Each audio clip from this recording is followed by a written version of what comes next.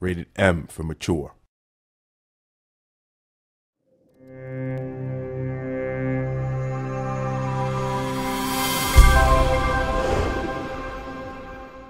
I'm Craig Morrison and I'm the game director and producer on Age of Conan.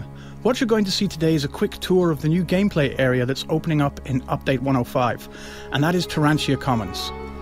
Turantia Commons is kind of the urban underbelly of King Conan's capital city of Turantia. It's where the common person lives. It's racked by gang warfare and civil unrest, everything you'd expect to find in a medieval urban environment where the people have to fight out on a daily basis for their existence. Players will actually be able to choose which side in these conflicts they take part in.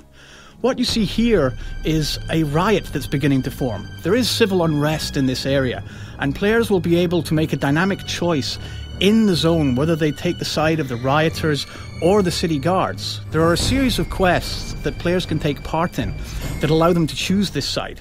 They can even go as far as knocking on doors to rustle up more people to join the riots, or they can join the guards in trying to quell the riots. And different players can make different choices. They can take a different side, so you may be working for or against your fellow players as you decide which course the riot will take. The results of this means that the experience is different every time. Whenever you set foot in Turantia Commons, there may be a different outcome to this riot. Gameplay-wise, these riots also spawn different events based on how they're going. Different bosses might spawn or different quests might become available based on the reactions to the riot. There are also two warring factions within the city itself. These are two street gangs called the Wharf Rats and the Crows. Players will be able to take quests for either or both sides and try and work their way up the rankings of these gangs and explore the different storylines of the conflict. The Wharf Rats are based on the ground level, on the wharf of the city, the area that you're looking at now. They're all clearly identified and players will be able to choose for them. If they go with the Crows, they're actually going to see a different gameplay element in that a lot of the gameplay in Turantia Commons is actually based on the rooftops.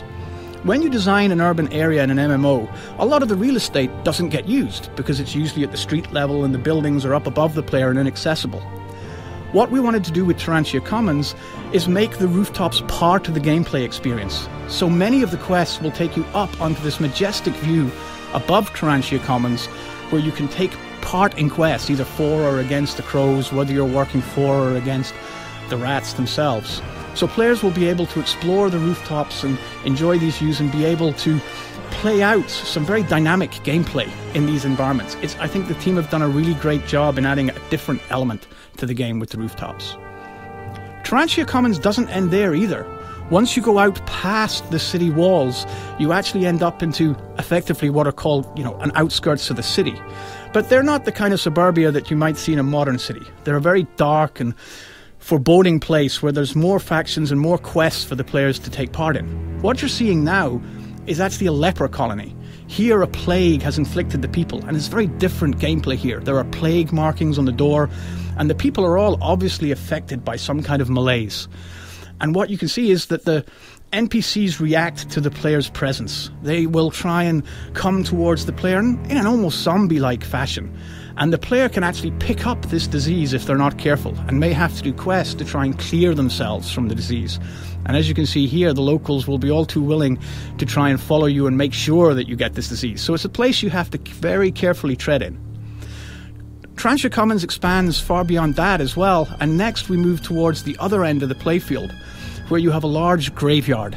And again, there's a storyline here about an evil that is growing in the city, and a character that the players will have to interact with or combat, and move through a series of quests in the graveyard in another, quite a spooky environment. So it's very different from the urban landscape inside the city walls, all within the same playfield. The team have made a lot of effort to try and make the experience in Turantia Common very varied, with a lot of different type of dynamic quests for the players to take part in. Finally for today, a bit of a spoiler warning first. We wanted to show you one of the dynamic elements in the gameplay of a boss encounter that appears later in the Turantia Commons experience. This is the Crow's Nest, and you're fighting a boss called Jovis in a single team level 80 instance. Now Jovis is an assassin, And here you can see him taking the fight to the players, and he's fighting much like a normal NPC would. But Jovis has a trick or two up his sleeve, and this is an example of how the gameplay designers have tried to use the tools that we have in an imaginative way to make the players remember this encounter. He's going to show you a special trick in a minute that will challenge players in how they react to it. He runs to the fire and uses a strange dust in the fire that makes these gas clouds appear and envelop the room.